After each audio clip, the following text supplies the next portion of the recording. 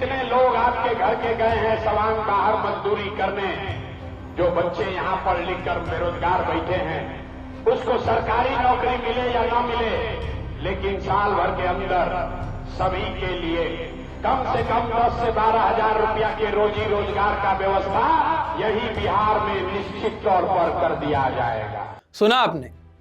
सुनने में बहुत अच्छा लगता है कि जब दिवाली और छठ में कोई इस बार बिहार आएगा तो उसके बाद वो लौट कर बाहर नहीं जाएगा अगर 10-12 हजार रुपए कमाने की इच्छा है तो। दोस्तों जरा ऐसे में, क्योंकि आप कल्पना कीजिए, क्योंकि जैसे कि प्रशांत किशोर ने कहा है उसमें कोई दो राय नहीं है कि कथनी और करनी में जमीन आसमान का अंतर होता है। सोचिए जरा कि आपने अपनी अच्छी खासी कोई नौकरी छोड़ दी, आपने अपने परिवार को कहा कि अब हम बिहार बदल देंगे, रात दिन आपने मेहनत की हो, चुनाव में दिन रात एक कर दिया हो और फिर एक दिन सब कुछ खत्म, कोई मैसेज ना मिले, कोई सम्मान ना मिले, सीधा आपको बर्खास्त कर दिया जाए या फिर ले ऑफ कर दिया जाए। आपको बताएंगे आज प्रशांत किशोर के बारे में, जो लगातार बिहार में एक जोत लिए फिर रहे थे, कह रहे थे कि हम बिहार को जगमगा देंगे। शिक्षा, रोजगार, पलायन रोकने की बात सबसे ज्यादा प्रशांत किशोर कह रहे थे, लेकिन उन्होंने 1300 लोगों का ले ऑफ कर दिया जिन्हें रिक्रूट किया गया था। इस बारे में पूरी जानकारी आपको देंगे, वीडियो अंत तक जरूर देखिएगा। नमस्कार, मेरा नाम ऋतिक ठाकुर और आप इस वक्त द हिंदी टॉप देख रहे हैं। जी हाँ दोस्तों, जो हम आपको बात बता रहे हैं कि 1300 लोगों को निकाला गया है, ये कोई फिल्म नहीं, ये हकीकत है प्रशांत किशोर की जनसुराज पार्टी की। वो प्रशांत किशोर जिन्होंने बिहार के हर कोने में चिल्ला चिल्ला कर कहा रोजगार रोजगार, लेकिन बेरोजगारी खत्म करने की बात वही करते थे, युवाओं को नौकरी देने की बात करते थे, बिहार को नई दिशा देने की बात करते थे। और ऐसे में सबसे ज्यादा जो शब्द का इस्तेमाल उन्होंने किया है कि बिहार में रोजगार की क्रांति हम लेकर आएंगे। जी हाँ, सही सुना आपने, क्रांति। चुनाव खत्म होते ही क्रांति भी खत्म हो गई है। नवंबर दिसंबर 2025 में जनसुराज प्रोफेशनल कंसल्टेंसी से 1300 से ज्यादा कर्मचारियों को वो रास्ते पर ला चुके हैं। ये वही लोग हैं जो इनके लिए दिन रात लगे रहते थे, जिन्होंने इनके लिए खून पसीना बहाया, अच्छी नौकरियां छोड़ी, लाख रुपए के वेतन पाने वालों ने भी अपनी नौकरियां छोड़ दी, परिवार को छोड़ दिया, आपके सपनों के लिए लड़े, प्रशांत किशोर के सपनों के लिए लड़े, लेकिन बदले में इन्हें क्या मिला? धोखा, पूरी तरह धोखा। और इसमें बोलने में कोई संशय की बात नहीं। प्रशांत किशोर जहां भी जाते थे उनके साथ उनकी पूरी टीम रहती थी। उसके साथ ही जो 243 विधानसभा थी, जिनमें से 238 जगह पर इन्होंने चुनाव लड़ा, वहां पर एक एक प्रत्याशी के लिए यहां पर इन लोगों ने काम किया, इन 1300 लोगों ने काम किया, लेकिन उन सभी को बिना किसी नोटिस हटा दिया गया।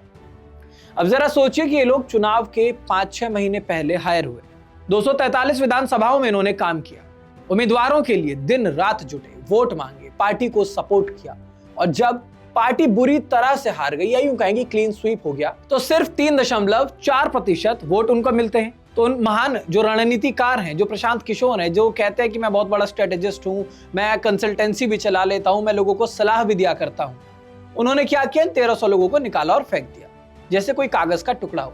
वो कहावत है ना कि जब कभी पहले सब्जी बनानी होती है तो पहले उसमें हम तेज पत्ता डालते हैं, लेकिन जब सब्जी बन जाती है तो खाने वाला सबसे पहले वो तेज पत्ता निकाल के साइड करता है। तो इन 1300 लोगों का जो किरदार था उस तेज पत्ते वाला था। Party media incharge Obaidur Rahman कहते हैं कि ये सिर्फ चुनाव के लिए थे, अब इनकी कोई जरूरत नहीं है।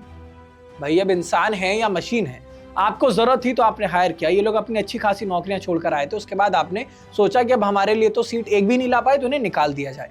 अब सबसे बड़ी बात है, क्योंकि मैं खुद इस बात को कह सकता हूं, उस चीज को मैंने देखा है, मैं बिहार इलेक्शन की कवरेज पर था, मैं पाटलिपुत्र में, चाहे वो कार्यालय प्रशांत किशोर का, चाहे वो बिहार में किसी भी विधानसभा सीट हो, हम खुद गए, हमने देखा है कैसे प्रोफेशनल लोग होते थे, चाहे वो प्रशांत किशोर के पर्सनल फोटोग्राफर हो, चाहे उनकी PR टीम हो, हर व्यक्ति को हमने देखा है कैसे लोग लगातार ग्राउंड पर काम करते थे, चाहे बारिश हो, चाहे दिन हो, चाहे रात हो। लेकिन ऐसे में ये 1300 लोग जो कि प्रशांत किशोर की खुद की टीम थी, ये उनको नहीं संभाल सके। और ये प्रशांत किशोर कहते थे कि हम पूरे बिहार में जो है सरकारी नौकरियां, क्योंकि 26 लाख 26.5 लाख नौकरियां हैं, तो उसके बाद वो कहते थे कि हम इंडस्ट्रीज को बढ़ाएंगे, उद्योग को बढ़ाएंगे, जिससे कि यहाँ का युवा जो है वो कहीं नहीं जा पाएगा। लेकिन प्रशांत किशोर जी से एक सवाल है कि तो आपके घर के लोग थे, आपकी पार्टी को बनाने में काम किया था इन्होंने, उस नींव को मजबूत करने का काम किया था, आपने तो इन्हीं के साथ धोखा कर दिया। क्योंकि प्रशांत किशोर का सबसे बड़ा मुद्दा था रोजगार। उन्होंने अपने खुद के 1300 रोजगार जो उन्होंने दिए थे वो खुद छीन लिए, उन लोगों के रोजगार छीने जिन्होंने उनके लिए सब कुछ कुर्बान कर दिया। अब ऐसे में क्या ये हिपोक्रेसी नहीं है? क्या ये बिट्रायल नहीं है?